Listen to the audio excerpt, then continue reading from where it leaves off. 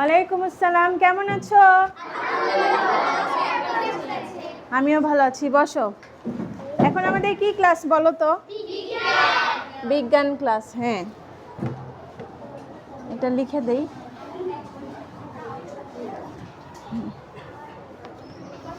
ক্লাসের শুরুতেই আমরা একটু খেলা খেলে নিই। আচ্ছা, ঠিক আছে, সবাই রেডি? এখন আমরা খেলবো স্ট্যান্ড আপ সিট ডাউন। খুবই কমন একটা খেলা। আচ্ছা, ঠিক আছে, রেডি? ওকে, বসো বসো। Sit down, stand up, sit down, stand up, stand up. আচ্ছা, ঠিক আছে, এবার বসো। আমাদের ক্লাসের সময় অনেক অল্প, আমরা ক্লাসটা শুরু করি। হ্যাঁ, আজকে আমাদের যে বিষয়টা সেটা আমরা এখন একটু স্ক্রিনে দেখব যে আমরা কি পড়তে যাচ্ছি। ঠিক আছে? আচ্ছা, শুরুতেই তোমাদেরকে লাল গোলাপের শুভেচ্ছা।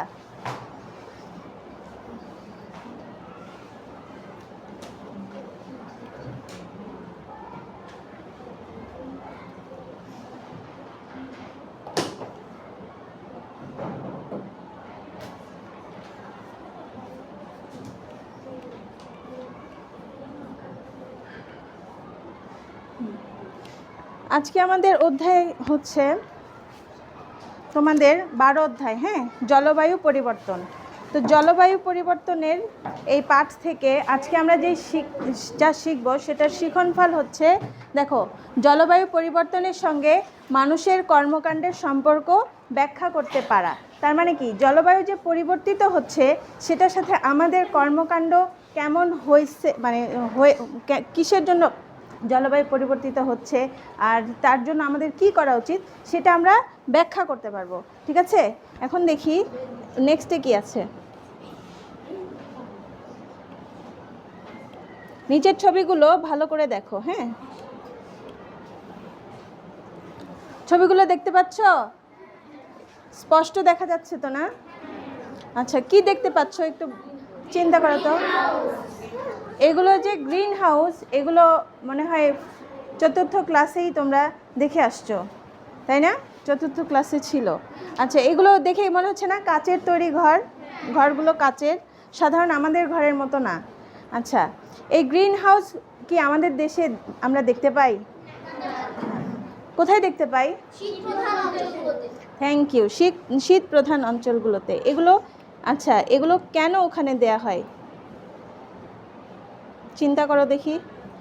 আমাদের দেশে এই ধরনের বাড়ি আমরা দেখি না, কিন্তু ওদের এলাকাতে, মানে শীত প্রধান এলাকাতে এই ধরনের কাচের ঘর কেন দেয়া হয় একটু চিন্তা করবা সবাই। ঠিক আছে? আমি জিজ্ঞাসা করব, ধরবো।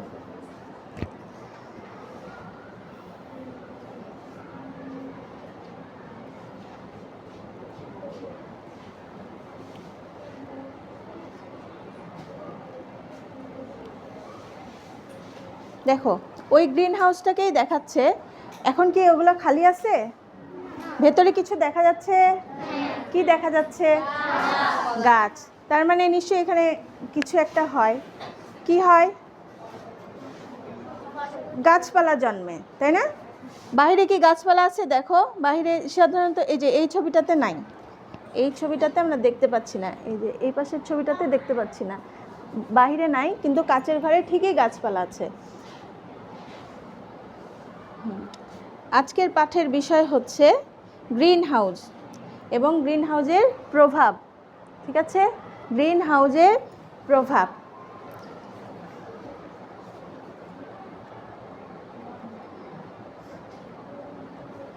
শীত প্রধান দেশে তীব্র শীতে গাছপালা টিকে থাকতে পারে না।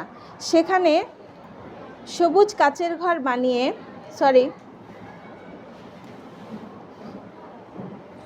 কোথায় গেল?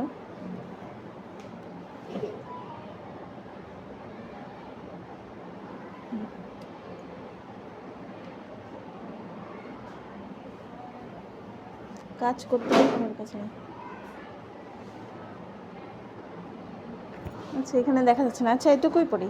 শীত প্রধান দেশে তীব্র শীতে গাছপালা টিকে থাকতে পারে না, সেখানে কাচের ঘর বানিয়ে সবুজ শাকসবজি চাষ করা হয়।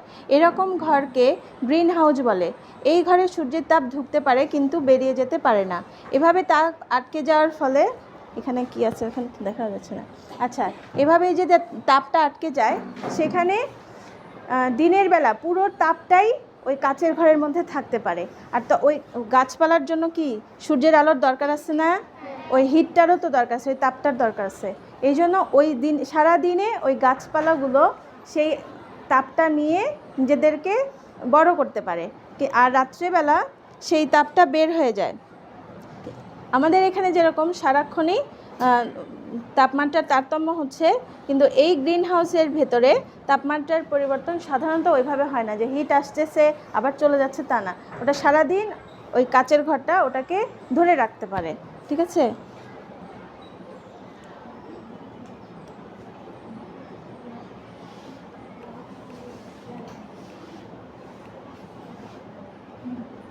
আচ্ছা, গ্রিন হাউস গ্যাসটা কি এবার একটু দেখি।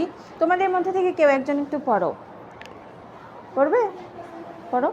গ্রিন হাউস গ্যাস পৃথিবীর বায়ুমণ্ডল ও গ্রিন হাউসের ন্যায় কাজ করে। বায়ুমণ্ডলে জলীয় বাষ্প ও carbon die oxide gas green হাউসের কাছে দেওয়ালের মতো কাজ করে। এইটুকুই থাক। আচ্ছা, বসো। এখানে কি বলছে, পৃথিবীর বায়ুমণ্ডলও গ্রিন হাউসের মতো কাজ করে। আমাদের যে চারপাশে মানে উপরে যে বায়ুমণ্ডলটা আছে, ওটা আমাদের কিসের মতো কাজ করতেছে, গ্রিন হাউসের মতো।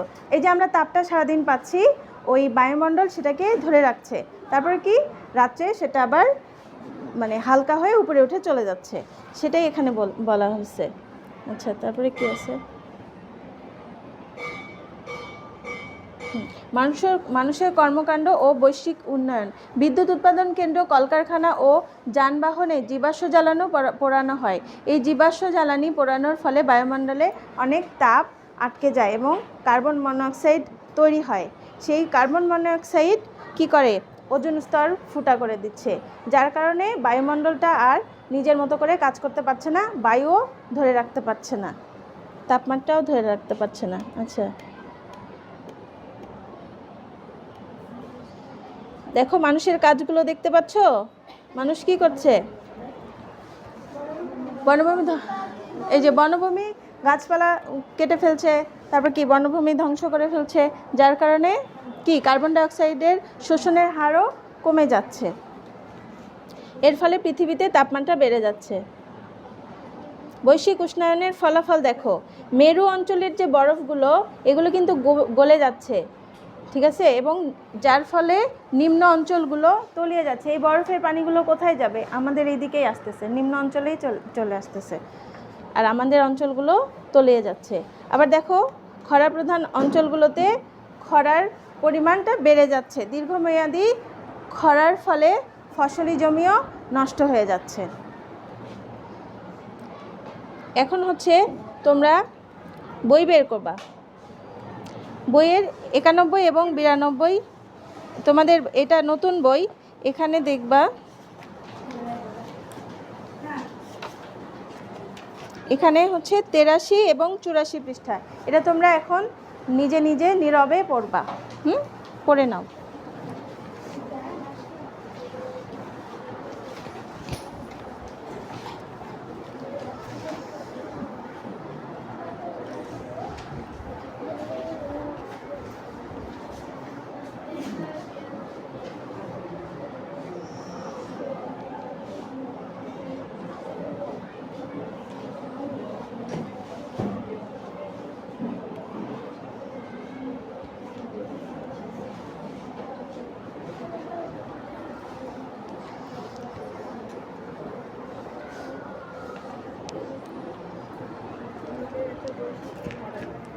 করতেছে না, এই তোমাদেরকে বললাম না একটু অ্যাক্টিং করো, পড়ো। সবার কাছে বই নাই, সিয়ামের কাছে বই নাই, এটা দাও, ভিডিও হচ্ছে, দাও তো রোহান।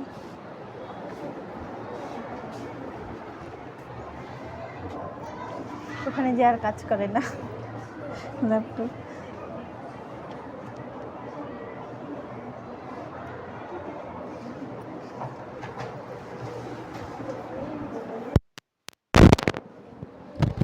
ওকে, ঠিক আছে, আমরা একটু নিজেদেরকে জাজ করি। হ্যাঁ, এই প্রশ্নের উত্তরগুলো দেখো তো। এবার বলবা গ্রিন হাউস গ্যাস কি? গ্রিন হাউস গ্যাস এটা কি বলো? তিথি পারবা? ভয়ের কিছু নাই, পারবে? ধরো।